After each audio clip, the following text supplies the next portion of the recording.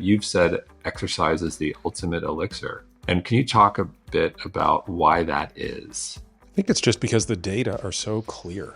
I hope no one listening to this thinks that that's Peter's opinion, because it's not. It's just a fact. It's a fact in the same way that having type 2 diabetes doubles your risk of cancer and cardiovascular disease and Alzheimer's disease. And it's a fact like smoking tenfold increases your risk of lung cancer.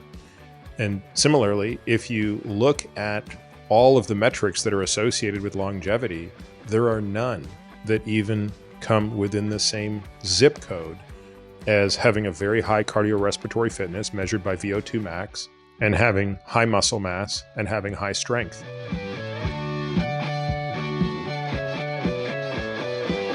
Peter, welcome. Jason, thanks for having me.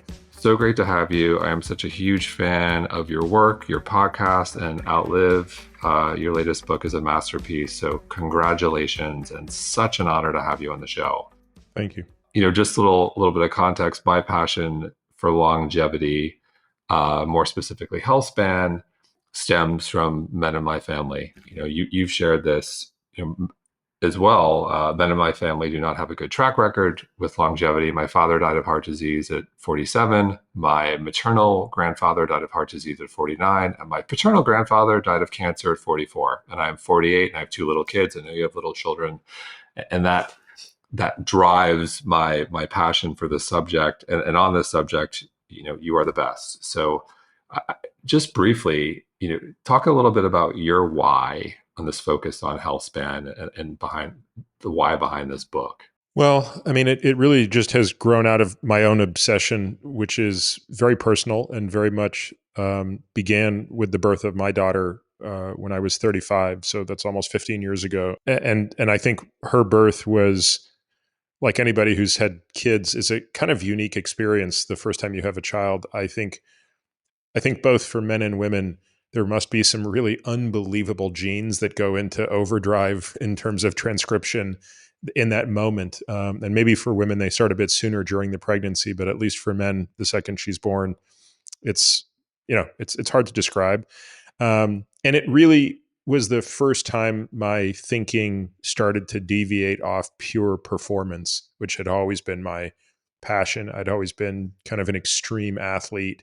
And I really, I guess, just sort of recognized in that moment that, I want to be around as long as possible because this moment is so profound and my love for this little thing is so profound, and maybe I'll have more of these and maybe they will have little things. And it just was a real shift in thinking. And like you, I don't have great genes. All the men in my family, almost without exception, died of heart disease, and many of them very, very prematurely, also dying in their 40s and 50s. So that was just, a moment when I realized I needed to understand this better than I already did. And that quest ultimately, led me to want to understand everything. How do you mitigate the risk of cancer and neurodegenerative disease and metabolic disease and all of the things that are going to ultimately get us one way or the other? And eventually that just sort of, permeated into a book. So with that said, as you say in the book, if you do want to live a long life, you need to understand the obstacles, the four horsemen, as you say, the four elephants in the room that lead to death. So CVD, cardiovascular disease, number one. Could you walk us through the other three? I think it's worth just spending a moment on number one because it's so profound, and I think it doesn't actually get the attention it deserves. So in the United States, it is in excess of, cardiovascular death and cerebrovascular disease death. Those are, probably on the order of 30%, 20% more than the deaths attributed to cancer. When you think about it globally, it's even more profound. In other words, the gap between heart disease and in the number two killer, cancer, is even bigger. We're talking about 19 million versus about 11 or 12 million. So it's an enormous chasm. It's also the number one killer for men and women. So it's easy, I think, to think of heart disease as kind of a male disease, but it's actually the leading killer of women as well. And in fact, for as as understandable as it is that a woman would be afraid of breast cancer, she's somewhere between 8 and 10 times more likely to die from cardiovascular disease than she is from breast cancer. So cardiovascular disease is number one. Cancer of all causes is number two. And then basically number three for a non-smoking population is going to be neurodegenerative disease, of which Alzheimer's disease is the most common, but certainly not the only one. We also have Parkinson's disease, Lewy body dementia.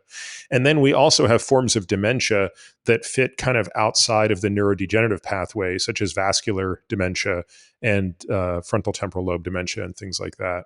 So the final horseman is less a single disease and more a spectrum of diseases that directly don't kill that many people relative to those three horsemen, but indirectly might be the single greatest killer of them all because it amplifies the risk of everything else dramatically. And that's the suite of metabolic diseases that ranges from, at one end of the spectrum, hyperinsulinemia, elevated levels of insulin, insulin resistance, fatty liver disease, and at the other end of the spectrum, type 2 diabetes. So I consider that just a continuum of metabolic health or dishealth.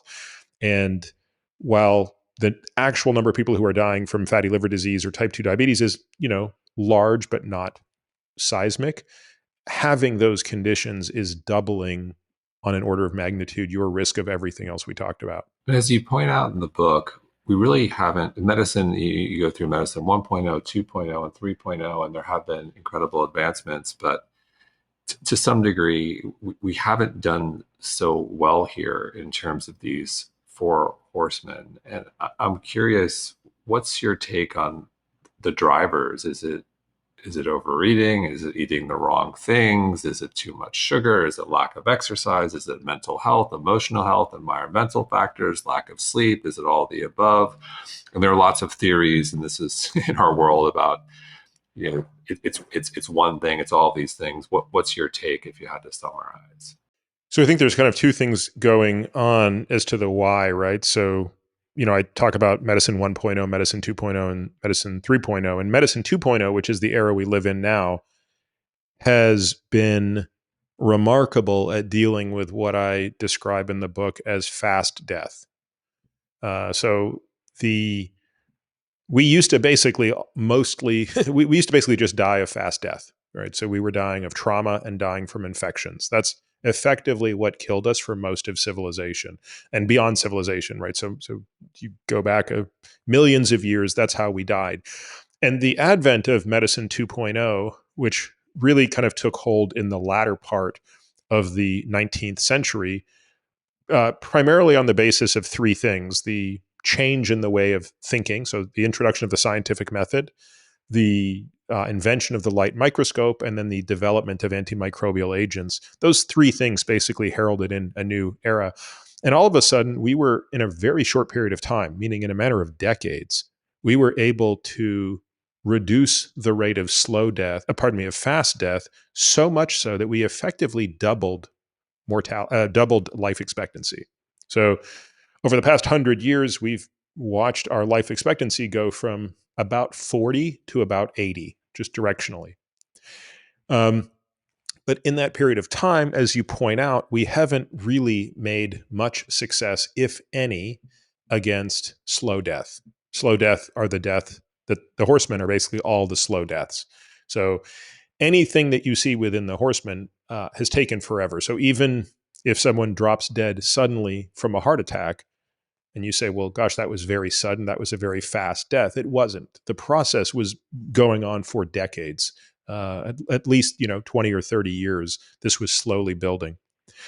So there's two things, as I said, that are happening. The first is we're simply living long enough to be entrenched in the disease processes that lead to slow death.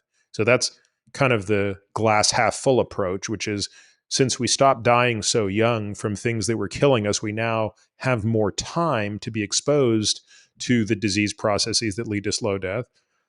But we also know that modernity itself is probably accelerating slow death greatly through all of the things that you mentioned. So we're clearly overnourished. we're under-muscled, we're underslept, we're overstressed. All of those things dramatically, directly, and indirectly impact our state of health. So there is clearly a scenario whereby we can avoid the pitfalls of fast death, which is, of course, the most important benefit of modernity, but not be so intoxicated by all of the other things that come with it that I think there's a needle to thread where we can live a bit longer and, more importantly, live at a much higher quality than we do. So before we come back to nourishment and exercise and being under muscled, I want to spend a little time on cardiovascular disease, given it is the number one killer. And as you point out, it begins decades before. And you've talked about a story where there's an autopsy of someone who dies in their 20s, I think from an act of violence, and CVD has already started.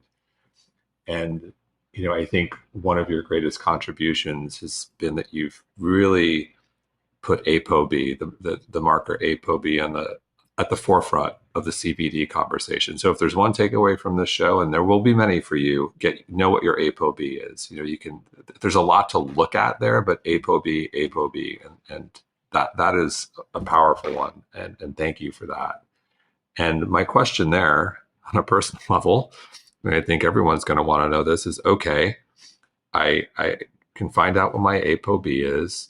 Let's talk about how you view healthy levels of ApoB and your goals for ApoB. And fundamentally, how do we get there? Well, I'll defer to you, Jason, but should I assume that the listener knows what ApoB is? I would do a brief synopsis. We've talked about it quite a bit, but there are probably people new on here, so maybe a brief primer on what it is. So ApoB is a protein that is wrapped around lipoproteins, but particularly a class of lipoproteins that are harmful, that are what we call atherogenic, meaning that they promote atherosclerosis. So the most prevalent of these is the LDL, or the low density lipoprotein.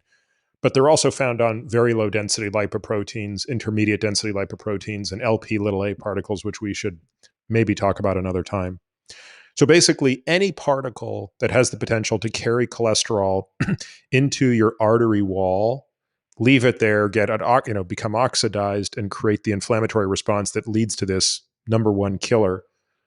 That's the thing we want to understand. And while most people, when they go to the doctor, have their LDL cholesterol measured, that's the number LDL-C, that's just telling you how much cholesterol is contained within the LDL particles. And while that's a decent predictor of cardiovascular risk, it's nowhere near as good as measuring the concentration, or counting basically the number of all of those particles. And that's what ApoB is measuring, because of the very beautiful fact that each atherogenic particle has one and only one ApoB on its surface. So by measuring the concentration of ApoB, you have a direct measurement of the concentration of atherogenic particles. So with that said, there are basically four things that are driving atherosclerosis: smoking, high blood pressure, insulin resistance, and hyperinsulinemia, elevated levels of glucose, all the things that cluster around metabolic disease, and ApoB. Now, what's interesting about ApoB is that it is a necessary but not sufficient criteria for atherosclerosis. What that means is you can't get atherosclerosis without ApoB. So the implication of this is actually profound. The implication of this is, if you want to eradicate atherosclerosis, all you would have to do is eradicate ApoB.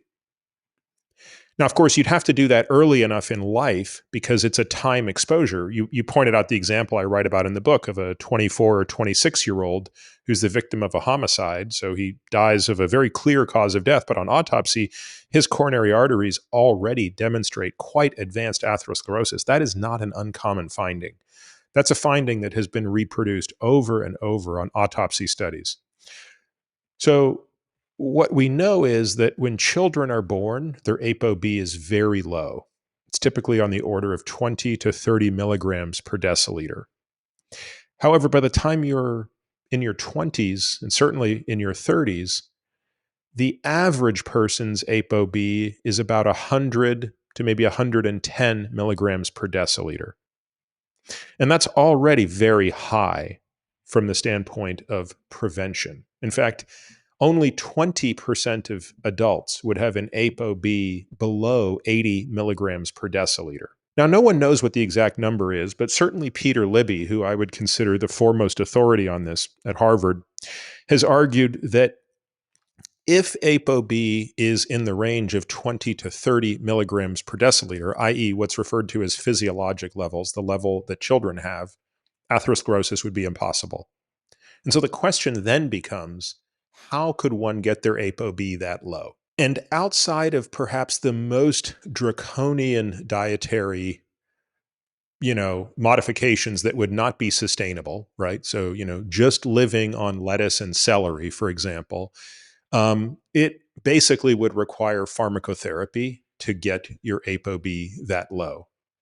So there's obviously great heterogeneity genetically, and absolutely nutrition makes a difference. The two most important ways it does is by reducing triglycerides and probably reducing saturated fat intake.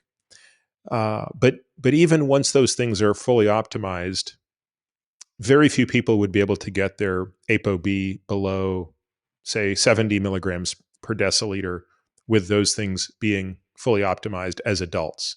This gets particularly more difficult in women when they go through menopause, because the reduction of estrogen further complicates this. And so women will typically see a significant bump in their ApoB as they transition through menopause.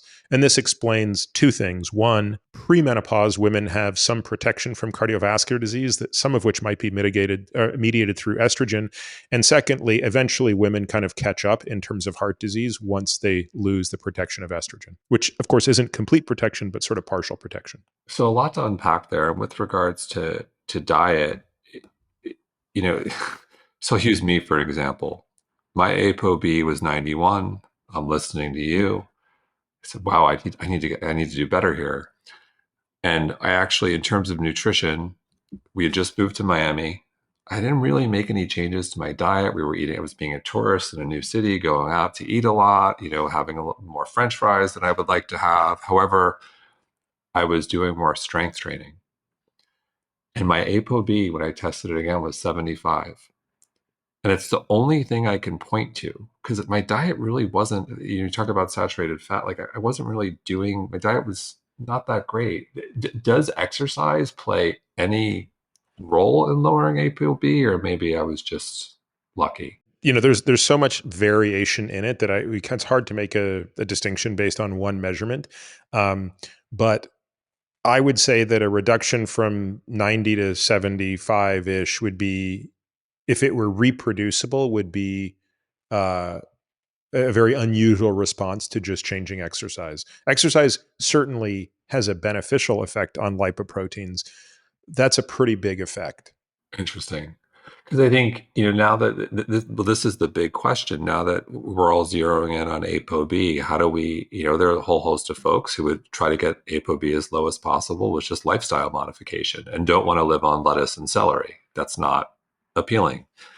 So what can we do? And it sounds like we don't really have much of an answer other than maybe lower sat fat. Well, the pharmacotherapy today, and it's a very controversial topic for understandable reasons. I think that the last, call it 4 years, has definitely withered the public's trust in the medical establishment and certainly the pharmaceutical industry. But one has to be careful not to throw the baby out with the bathwater. And there are a handful of areas where I think the pharmaceutical industry has been surprisingly effective. And there are other areas where it's been, I think, quite frankly, just a gross misuse of resources and, an abomination, right? We could spend hours talking about sort of this scam that is half of, oncologic drugs at this point. But when it comes to lipid lowering therapy, we are in kind of an unprecedented time since about 2015. So if you go back to the first realization that lowering lipids was valuable, this is circa 1960, was when it became pretty clear that there was something going on between the cholesterol in your blood and the cholesterol that could be measured, indirectly in your blood via these lipoproteins and your risk of heart disease. But the early efforts to try to treat that were abysmal failures. It really wasn't until the introduction of statins that, which occurred in the 1980s, so call it 40 years ago, that we really started to see a benefit. But even those early statins came with so many side effects that, you know, the idea of using them prophylactically for what we call primary prevention, so meaning in someone like you or I who may be at higher risk, but certainly haven't had a heart attack, that would be considered kind of a crazy idea given the side effects. And so they were largely reserved for people who had already had heart attacks.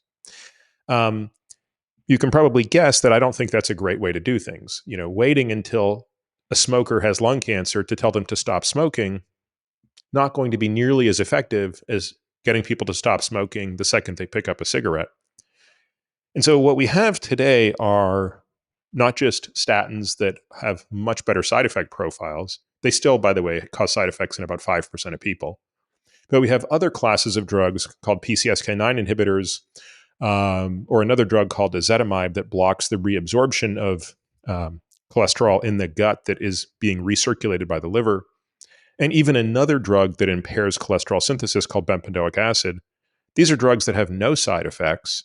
And yes, while they cost more, hopefully that's changing, but it certainly makes it now technically feasible to get everybody's ApoB to a desirable level. And really it just becomes a question of physician and patient education around understanding the temporal nature of the disease. And so those three were PCSK9, and what were the other two? PCSK9 inhibitors, and then ezetimibe and bempedoic acid. And they don't have side effects. No, the bempedoic acid is a cholesterol synthesis inhibitor, but it's a prodrug that is metabolized by the liver and therefore only impairs cholesterol synthesis in the liver, whereas statins kind of do it globally.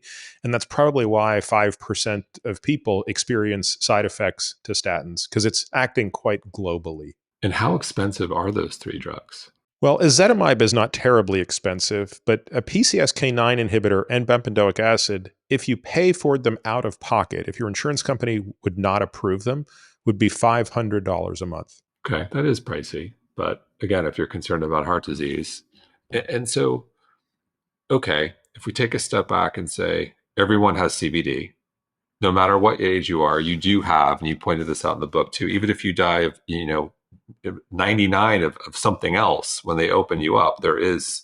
Yeah, everybody dies with it. A number of people die from it. And so, okay, this is the number one killer. We've identified ApoB as the gun, so to speak, that and if you can obliterate it, why wouldn't, assuming this were reasonable and every insurance carrier covered it, why wouldn't everyone who has any heart disease in their family not take this? That's a great question. I don't know the answer to that question, but it certainly baffles me. But like, it baffles me because, I've heard you talk about Ozempic, and Ozempic is kind of, I think without going down that rabbit hole, I think people are thinking about Ozempic as I got to lose a few pounds, and that's not really the use case. And that seems to be in the media. And, yes, obesity and diseases of metabolic health are a big problem. But coming back to CVD, ApoB drives CVD. This can essentially obliterate your ApoB. Why isn't everyone talking about this right now? And I agree with pharma. Look, there's a lot of bad there too, but this seems like one thing that's huge in a good way. Yeah, this is one of the things pharma's done largely correctly. The truth of it is, I think most physicians aren't aware of the discussion we're having. I mean, most physicians would think that I'll tell you a very common discussion I have with physicians. So, they'll say, well, that's too aggressive. We don't need to lower cholesterol that much, or ApoB. And I would say, well, why not? And they would say, well, it can't be healthy to have an ApoB level of 20 to 30. I would say, well, Let's examine that fact, right? Virtually every species on Earth has an ApoB that is lower than that, if even at all, right? Meaning that ApoB is not necessary for the survival of any other species. Secondly, children, as I pointed out earlier, have very, very low levels of ApoB. And if any member of our species is dependent on cholesterol and the use of cholesterol as a building block for cells, for neurons, for myelination, it would be children. They're under a rapid state of growth. And yet they manage to do just fine with very low levels because, of course, the cholesterol that you measure in your circulation is a tiny fraction. It's about 10 to 15% of your total body pool of cholesterol. So once you get through all of that, what it really comes down to is a philosophical discussion about risk and causality. So the current standard of care is only to treat preventatively for cardiovascular disease with respect to lipid management based on a 5 to 10 year risk time horizon. So there are a number of risk calculators that estimate a person's 5 to 10 year risk of what's called a major adverse cardiac event, so a heart attack, stroke, death. And the general guideline says unless that level reaches 5%, the cost of treating is not worth it. Now, I disagree with that simply and fundamentally, and I could debate all the reasons why, and I think I do so in the book, hopefully well. But that's the first part of it is I fundamentally disagree that a 5 to 10 year risk horizon is adequate. I think we should be looking at lifetime risk. And the second issue, which feeds into lifetime risk, is I think the most important. And usually when I have this discussion with a physician, they generally don't have a response to this if they continue to disagree. And that is the issue of causality. Causality is everything in science. And so we know smoking is causally related to lung cancer. We know this. Now, that doesn't mean that everyone who smokes will get lung cancer, because there are many smokers who don't get lung cancer. It also doesn't mean that every person who has lung cancer was a smoker. There are many people, tragically 15% of people with lung cancer are not smokers. But there is still no ambiguity about the fact that smoking causes lung cancer. It dramatically increases your risk tenfold. Well, armed with that knowledge, let's go back to the example I gave earlier. Would anybody in their right mind suggest a smoking cessation strategy which says, let's let people smoke until their 5-year risk of lung cancer reaches 5%? And then we'll tell them to stop. Or let's let people smoke until the CT scan shows a nodule in their lung. No, we tell people never to smoke. And if they're smoking, we tell them to stop immediately. And so if you look at cardiovascular disease through that lens, you realize that what we're doing today is completely illogical. I'm curious, of the pharmaceuticals, which one do you take? I take two, actually. No, I'm constantly changing my routine up. I'm taking a drug called Prevestatin, which is actually a very old statin, but it's quite a mild statin. And I take a PCSK9 inhibitor called Repatha, and that's a drug that it's a relatively new drug. It was approved in 2015, so it's about 8 years old. Do most people you work with just take one and then maybe switch it up, or how do most people start if someone's interested and they would? Yeah, we're always trying to machinate different variables. So, for example, one of the things we want to do is we tend to want the minimum effective dose of a statin because, again, statins do have side effects. And even though the muscular side effects, which meaning muscle soreness, are experienced in about 4 or 5% of people, there are other things we do pay attention to. We do pay attention to total body cholesterol production. And we don't want to impair that too much in people who are already sensitive. So, for example, I'm not an enormous synthesizer of cholesterol. That's largely genetically determined. And I don't make a lot of cholesterol. So I'm not a person who wants to take a mega dose of a drug that impairs cholesterol synthesis. So I take a relatively minor dose of a relatively weak version of that drug. And I get the most bang for my buck out of this PCSK9 inhibitor which is that's really where I get the lion's share. And then depending on my levels, sometimes I'll add a third drug called ezetimibe, which works via yet another mechanism of increasing or decreasing rather the absorption in the gut of the cholesterol we synthesize that gets circulated through the liver. Understood. So for someone listening who's going to call their cardiologist, it's probably going to require a deeper conversation. Well, it's really the sort of thing that unfortunately I think is best managed by lipidologists. So these are kind of subsets of cardiologists or internists who specialize in lipid management. And fortunately, there's an organization called the NLA, the National Lipid Association, where you can kind of reach out and find out like where is a lipidologist near you who can manage this. Because again, the good news is most lipidologists are thinking this way to begin with, right? They're the ones that really think deeply about this problem. Interesting. Well, we'll definitely link to that in the show notes. We briefly touched on LP(a), which is also a must-have test for anyone concerned about cardiovascular disease. And as you pointed out, that's one you really can't move you can pharmacologically help, but you're kind of stuck with what you have. And some people are born with higher LPA. I think Bob Harper put this on the map. He had sky high LPA, and Anahad O'Connor wrote an article about it when he was with the New York Times, kind of what happened to him. And that's one everyone else should test for. And what else comes to mind, that are some tests, maybe a handful, biomarkers, whether it's genetics, bloods, so forth, that we have to talk about blood pressure still. It does play an incredible role in both cardiovascular disease and neurodegenerative disease, specifically Alzheimer's disease, but all causes of dementia, including vascular dementia.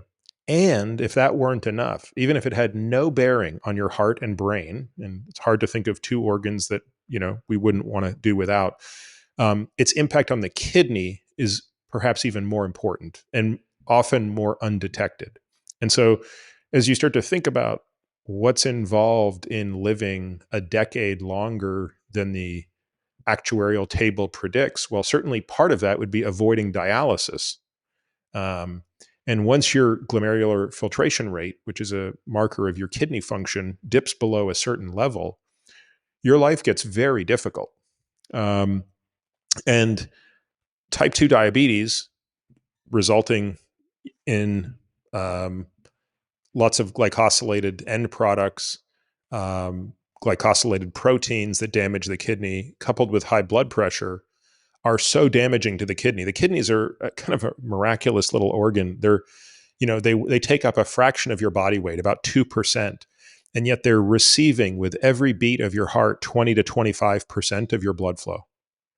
So because of the nature of their job, having to filter blood and get rid of toxins and manage electrolytes and glucose and all these other things, they have this enormous exposure, and therefore blood pressure that's too high is very damaging to these microscopic tiny capillaries there.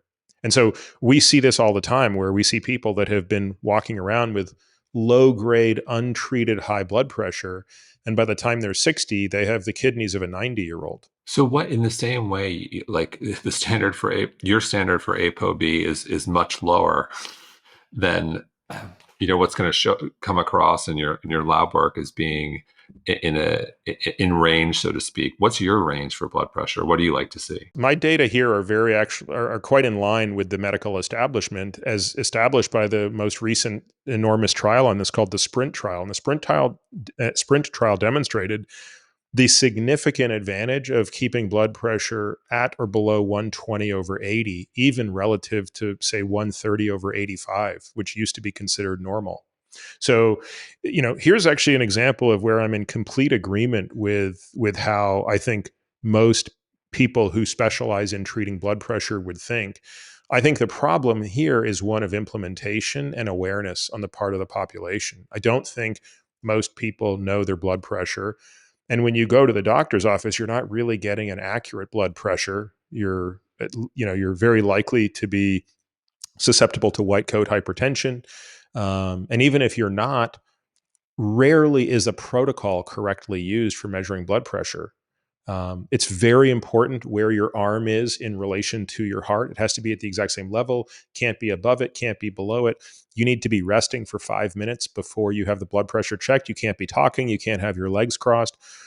All of these things have to be done. And we find the only way to really do this with our patients is, frankly, just to have them do it at home twice a day, every day, and keep a long log. That's the only way we can really get an accurate assessment of their blood pressure. So, still, step one is you just have to know that number. And then if it's elevated, here's an area where I think the sort of quote unquote lifestyle metrics do a lot more value than before you have to go down the pharmacologic route. So on that note, well, one, that's definitely happened to me. Recently I went in and I was nervous about something and it was like 140 over 80. And I said, all right, give me 3 minutes. And I, to my nasal breathing, watch my heart rate, and then boom, back to 120. It happens to everyone. And on that note, I'm curious, okay, if I am taking one of these pharmaceutical interventions for ApoB, does that also benefit blood pressure? Or no, that's more lifestyle modification in terms of. No, I mean, there's lots of medications for blood pressure, but fixing ApoB does not fix blood pressure or vice versa.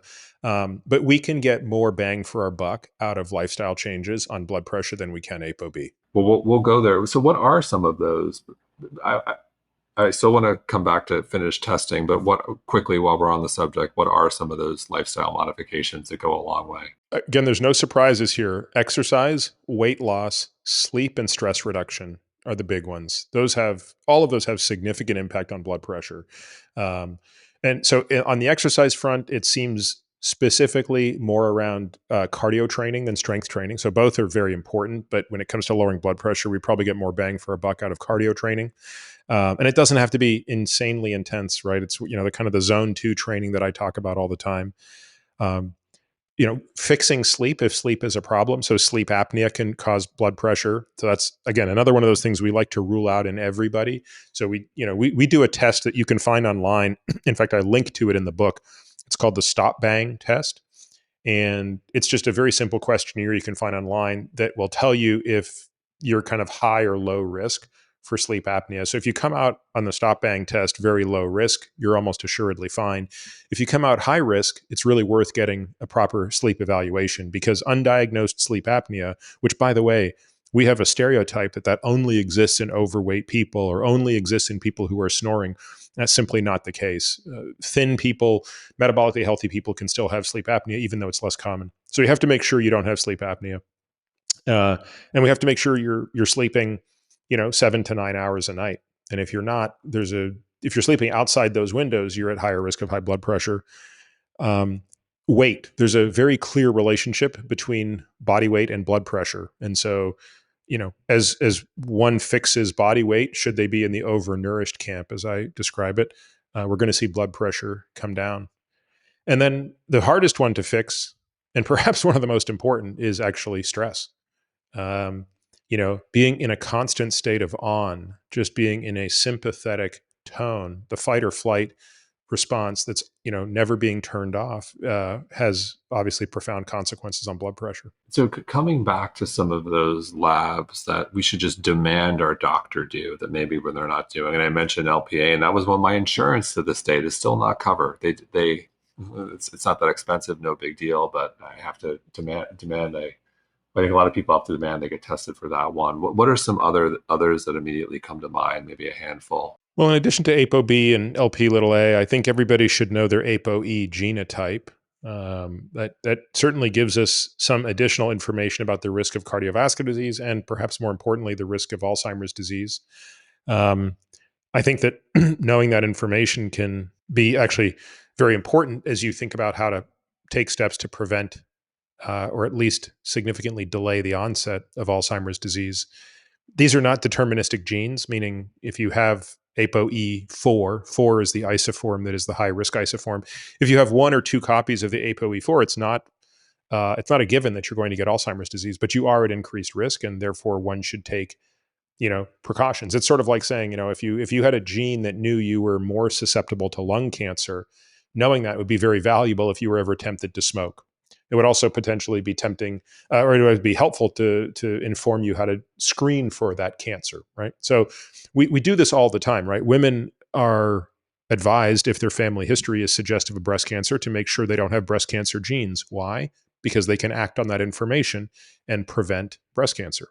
Similarly, knowing that you have an ApoE4 gene will allow you to do a lot of things to mitigate the risk of dementia. Other things that I think are worth understanding or paying attention to, I think, looking at insulin, looking at liver function tests, and understanding, by the way, that that the laboratory standards for those things are often not what I would call physiologically appropriate. In other words, when you look at a lab test and it says a normal range is 20 to 45, what it's usually showing you is the 5th to 95th percentile of the population currently as being tested.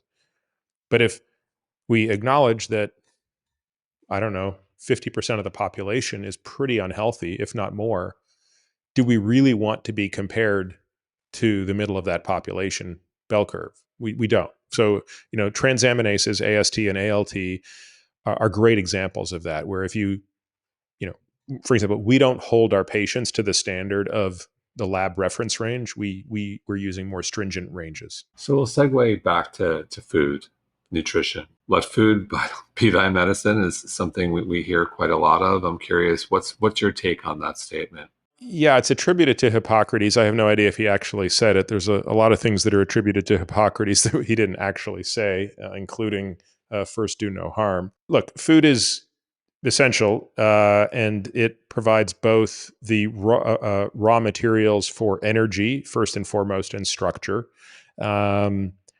We are clearly in a world today where all of our remarkable genes and adaptations are not necessarily serving us as well as they did over millions of years leading up to this point. In other words, we've spent most of our genetic existence honing our relationship to nutrition in a scarcity environment. So the prioritization was on storage, and the prioritization was on avoiding calamitous outcomes.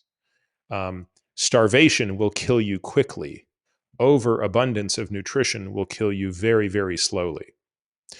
So, given that we're in a world where most people are overexposed to nutrition, it's presenting us with a whole bunch of new problems that evolution didn't really have a chance to prepare for.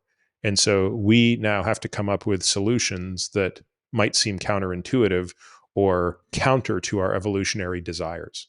So nutrition has, in our space, become very difficult to have a sane conversation around for all the reasons. And I appreciate that you stay out of that. With that said, I am curious, like, what is your personal philosophy? How do you eat? What does Peter eat? Well, again, my philosophy is it always starts with 3 questions. So if I'm looking at a person and trying to figure out or help them figure out how they ought to be eating, I want to know if they're undernourished or overnourished. So are they carrying excess energy or not? This is a very important first question. And sometimes that's just a parent looking at a person, but a lot of times it's not. A lot of times you have to go a little bit deeper and do a DEXA scan and actually look at stores of visceral fat and body fat and things like that. So let's acknowledge that it sometimes is really clear that a person is over or undernourished, and sometimes it's not. But that's a knowable question. The next question is, are they over or under muscled? And I would really think of no one being over muscled. So I reframe that as, are you adequately muscled or under muscled? And again, sometimes that's just a parent looking at a person, but usually we don't leave that to the eye, and we use a DEXA scan to tell us. And we use something called the appendicular lean mass index or the fat-free mass index, where we very objectively look at the amount of muscle mass or lean mass that they have, and we put it on a nomogram that is percentiled by their sex and age. And we like to see people, we would consider adequately muscled to be 75th percentile and higher. And that's based on the data that are pretty unambiguous about the longevity and health benefits of having adequate muscle mass. So again, second question, are you at or above the 75th percentile for muscle mass or not? And then the third question is, are you metabolically healthy or not? And again, that's gathered by looking at triglycerides and homocysteine and insulin, glucose, oral glucose tolerance tests, all sorts of things. So when you have answers to those three questions, then you have a plan in place for nutrition. And the first order question is, do you need to reduce intake, yes or no, relative to current baseline? That's a very important question. Do you need to eat more, the same, or less? Most people end up in the less category. Well, let's say for someone who's, I would say, probably healthy, doing all of the quote unquote right things, and probably wants to gain some lean muscle mass. And we'll segue to exercise. And I'm in this camp. I would say I'm probably adequately muscled, but maintaining and building lean muscle mass has been a priority for me. And I think this is at the forefront of the health and wellness conversation right now. I think a lot of people are waking up and saying, "Oh wow, you know what? I wish I had a little bit more lean muscle mass," for all the reasons you point out in the book, and we'll touch on. And so, for someone like me, which I'm assuming a lot of our listeners are, and a lot of them are going to be female as well, relatively healthy, they don't have an overnourished problem, possibly undernourished when it comes to protein. So for that person, that archetype, if you will. Yeah, so we start with protein, right? Protein is the most important macronutrient in that regard, and the one that probably requires the most attention in eating. The RDA, which is the recommended dietary allowance, is misleading. And frankly, it's incorrect. So the RDA stipulates something to the tune of 0.8 grams of protein per kilogram of body weight. And that has been misinterpreted as the ideal amount of protein intake, when in reality, it's sort of the bare minimum to not wither away. But the scenario you're describing, and presumably the scenario most people find themselves in, is they want to thrive. They're not looking to they're not in the how do I not die tomorrow camp. They're in the how do I be my best self camp. And there we're talking about at least 1.2 grams of protein per kilogram of body weight, and frankly, up to about 2.2. So I'm at the higher end of that spectrum, just because I'm more active. And as a person gets older, they experience something called anabolic resistance. We need to push them to the higher end of that spectrum. So we kind of tell patients, look, you really want to be in the 1.5 to 2 grams of protein per pound of body weight camp. And you want to be getting that spread out over 3 to 4 servings per day. And there's biochemical reasons why that's necessary that we can get into if you want, but I've discussed them on previous podcasts if people want to go down that rabbit hole. And we've also, we've had Don Layman on our show, who you've had as well, who goes down the rabbit hole of leucine and protein. And I encourage everyone to go to the show notes. Don is incredible. All the amino acids. Yeah, Don's amazing.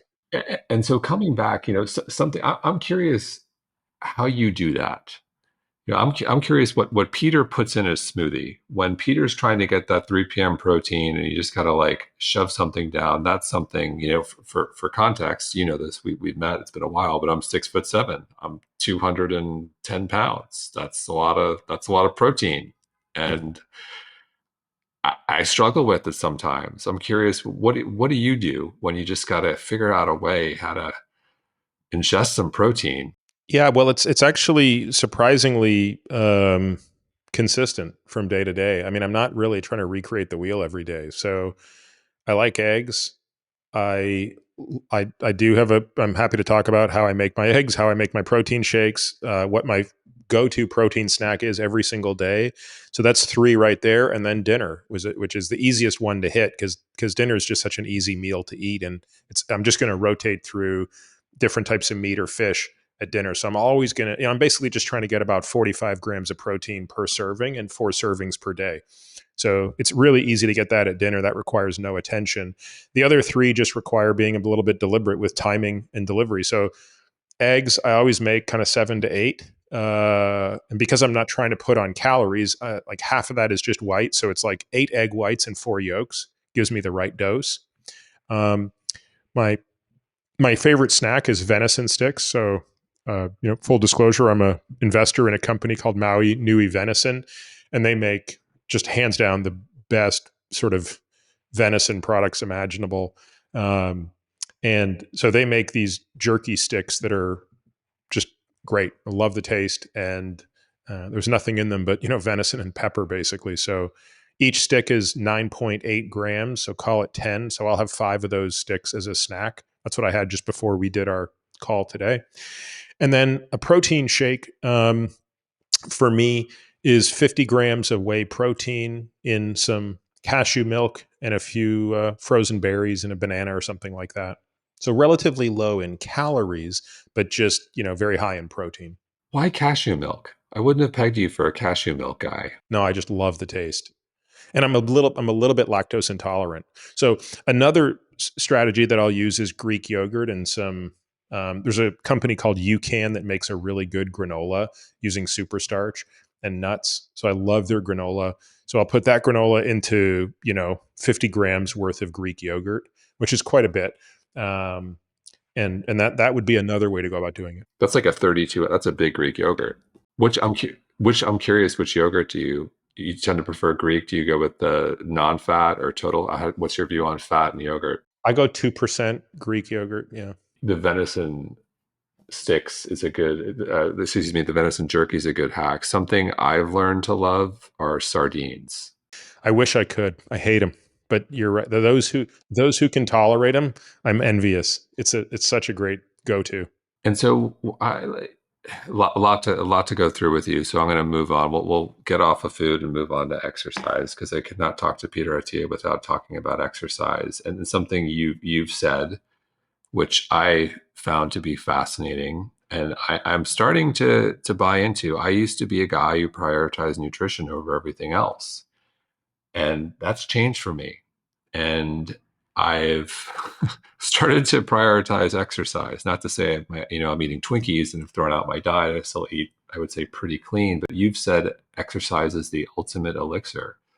And can you talk a bit about why that is? I think it's just because the data are so clear. I hope no one listening to this thinks that that's Peter's opinion, because it's not. It's just a fact. It's a fact in the same way that, having type 2 diabetes doubles your risk of cancer and cardiovascular disease and Alzheimer's disease. And it's a fact like smoking tenfold increases your risk of lung cancer. And similarly, if you look at all of the metrics that are associated with longevity, there are none that even come within the same zip code as having a very high cardiorespiratory fitness measured by VO2 max, and having high muscle mass and having high strength.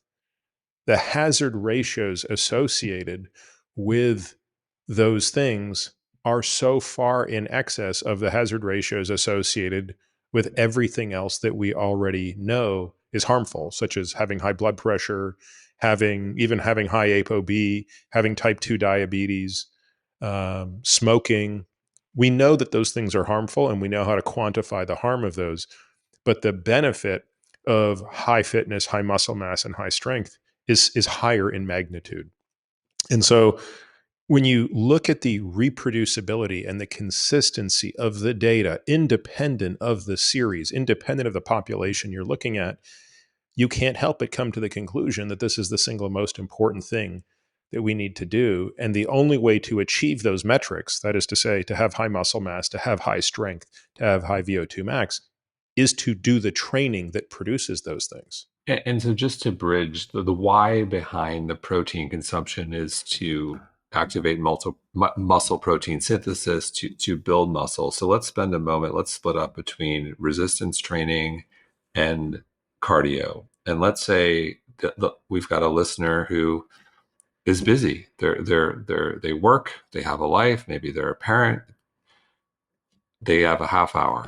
That's all realistically they have. Maybe they get an hour on the weekends. How do you think about, I've got 30 minutes a day. What should I do? How should I split up cardio versus resistance training, the minimum effective dose? Like, how do we help that person? Well, the first thing I'd say is, like, congratulations, because that's, maybe that's not as much as Peter exercises, but who cares? That's still plenty, right? So if you look at the reduction in risk that comes from going from doing zero exercise to doing 3 hours a week, which is a little less than what this person will end up doing, right? This is a person who's probably going to get to 4 hours a week of exercise. But just going from zero exercise to 3 hours a week is going to reduce your risk of all cause mortality by 50%. What that means in English is making that change from no exercise to 3 hours a week means that at any moment in time, your risk of dying in the next year is 50% less than a person who's not exercising, i.e., your former self. So let's just say that's fantastic. You can only give me 3 hours a week or 4 hours a week. I will take it. Let's run with it. For that individual, I would probably keep it very simple and make it a 50-50. So I would say during the week, Monday, Wednesday, Friday, do 30 minutes of strength. Tuesday, Thursday, do 30 minutes of cardio. And on the weekend, do that hour session as cardio. And we can get into the details of how we would want to mix up the intensity and things like that. But that's basically the scaffolding. Yeah, I think how do you define something you've talked a lot about, zone two, zone three, and the way I like to break zone two down for people who are unfamiliar with it and don't have the wearables. Essentially, you are slightly out of breath. You can kind of hold a conversation, but it's a little bit difficult. But how do you think, if you're thinking about cardio, what does that look like? Is that sprints? Is that jogging? Is that the stairs? Is it jumping rope? Is it all of the above? Is it training? In my resistance training, I'll go fast. Yeah, no. So I would say for the cardio, you want about 80% of that time to be at zone two and the other 20% to be much closer to your red line. So again, one way that I would do that in our hypothetical case is I would say on the Monday, Wednesday, Friday, just do 30 minutes of zone two each day. So just do 30 minutes at that threshold of you're just about at your limit of being able to talk, and it's not that comfortable to talk, but you can. On, say, Saturday or Sunday, when you do the longer cardio thing, do half of it as zone two and do half of it as intense intervals. 3 minutes on, 3 minutes all out, 3 minutes rest, 3 minutes all out, 3 minutes rest. So then you're getting that VO2 max benefit of training. You're getting the cardio based training on the other 4 sessions, the Monday, Wednesday, Friday, plus the half session on that weekend day. Look, that's a totally, it's Tuesday, Thursday plus half day. It's a totally reasonable training program. You're gonna make great gains doing that. Now, at some point, you're going to plateau and you're going to have to make a decision, which is, am I going to increase intensity or am I going to increase frequency and duration? Because, the reality of it is, I just think when I say I think, it implies it's my opinion. I think the data are quite clear that there's no upper limit to how much benefits you can get for more exercise, or at least from more fitness. And what about someone like me who, when I go to the gym tends to be a little busy. I just like crank through. So I invariably, with doing resistance training, I don't do a lot of rest. I find myself in zone two for most of my workout. Is there benefit to that, or am I actually? Depends what you're optimizing for. I don't think that weight training is a great way to get your zone two in. I think zone two is best achieved through steady state cardio, which could be, running, swimming, riding a bike, climbing a Stairmaster, doing all those sorts of things.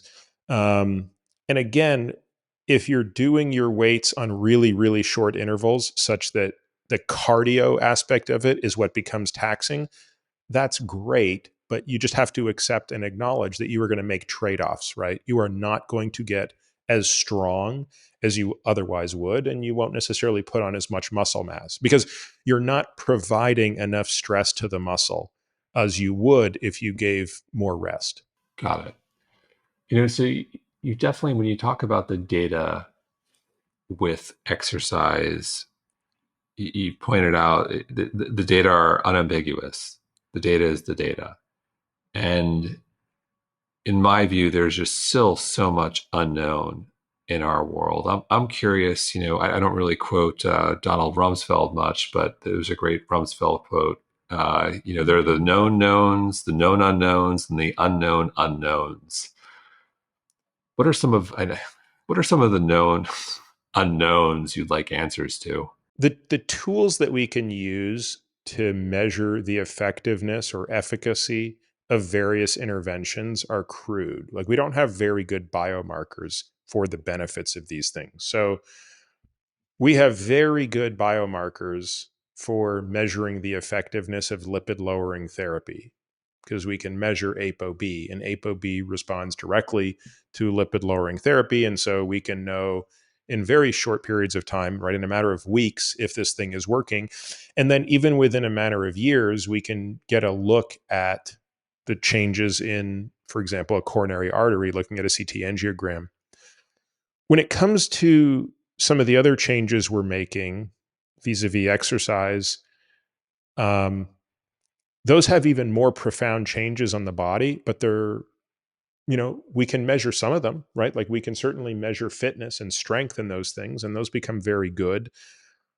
But we're missing a step, right? We're not seeing what the gene transcription looks like. We're not seeing what the methylation pattern or epigenetic changes look like. And we don't know, frankly, what to look for anyway, right? So we certainly have the technology to measure those things now, but we don't know what we're looking at. And so if you think about sort of what's the sci-fi version of this, well, it would be really great if we knew, for example, if there are drugs or supplements that could be developed that could mimic some of the benefits. That's considered one of the holy grail things in geroscience is, could anyone ever come up with nutrition mimicking, so fasting mimicking supplements, or exercise mimicking supplements or drugs? And that's just a black box. Like, we literally don't have a clue what that would look like. Um, so that's because those are unknowns at the moment. We don't really understand fully how those things exert their benefits. You mentioned strength. Why grip strength? You've talked about grip strength as a proxy for longevity. What is it about grip strength? Well, I think it's you want to be careful you don't read too much into this, right? It's sort of like, why VO2 max, right? So VO2 max, because is one, we measure it. It's something that's relatively easy to measure. It's very objective. But also it speaks to a type of training. To have a high VO2 max is not just something you wake up with. You have to train to get it. So having a high VO2 max is a proxy for being very fit and training a lot. And similarly, grip strength is relatively easy to measure. It's something that can be, done very objectively from lab to lab, person to person. And it also tells you something about a person, right? People that have a very strong grip are generally very strong people. They're usually people who carry very heavy things. They're not people walking around with those little cheesy 1970s grip squeezer things that you see on infomercials, right? That's not how people strengthen their grip. So I think that grip strength has some obvious benefits, which is our hands are, two of the four most important things we use to interact with the outside world. So if your grip is weak, everything becomes compromised in your connection to the outside world, right? If your grip is weak, it tells me that something in that kinetic chain from your lats to your scapula to your elbow to your wrist to your hand is weak. And that's problematic. And if your grip is strong, I know that you are physically robust, because you have to be doing something to enable a strong grip. And essentially, the way to improve that is carry heavy things, walk around with dumbbells. That's how we get there. Yeah, farmers carries, pull-ups, dead hangs. Again, there's lots of ways. I mean, carrying is hands down the most beneficial way to strengthen your grip, because you can carry less than your body weight. So when a person is starting out, they don't have to carry enormous amounts of weight. And obviously, as you get stronger and stronger, I mean, a person can, easily deadlift twice their body weight. So you'll get to the point where you can hold much more than your body weight. But even just to walk, I mean, like, when my kids come in the gym with me, I'll put little kettlebells in their hands that each kettlebell is like a quarter of their body weight. So they're carrying half their body weight, and I'll just have them walk around the gym holding those kettlebells. So, what do you want to see more of in health and wellness? Where do you want the conversation to go from here? It's a good question. Probably just more back to basics. I do, and it very much depends on who we're talking about, but I still think there's a little bit of the science fiction approach to longevity that is kind of, we're gonna sci-fi our way into immortality, and I think that's just sort of ironic, given that a lot of the people who are talking that way are some of the least healthy people, just in terms of ostensible health and not taking advantage of the things that we have right in front of us that are, significantly going to move the needle for our own health. So I suppose that I'd like to see more of that. And frankly, I'd like to see people major in the major and minor in the minor instead of the reverse. There's a lot of majoring in the minor and minoring in the major. There's a lot of people so worried about this phytonutrient or, this type of tea versus that type of tea, or, this elixir or that elixir. And I just think that they're getting lost in the wrong details. They don't know their VO2 max, and yet they are trying to tell me what their telomere length is. It's a good one. Let's say you have a giant billboard. What's on your billboard, Peter? I think I would just write Senna. You have to go to Formula One, huh? Either that or John Tosin. I love the Spies Lake. That one's Fletch. That's Fletch. Yeah. That's Fletch. That's Chevy Chase. Yes, that's Chevy Chase. I appreciate I appreciate your appreciation for great 80s comedies. Peter, tough to cover all that we did in the time we had, but so appreciated. And you really love Outlive and encourage everyone to pick it up. And just thank you so much for the book and all of your contributions. Jason, thank you very much for making the time to read it and making the time to talk with me today.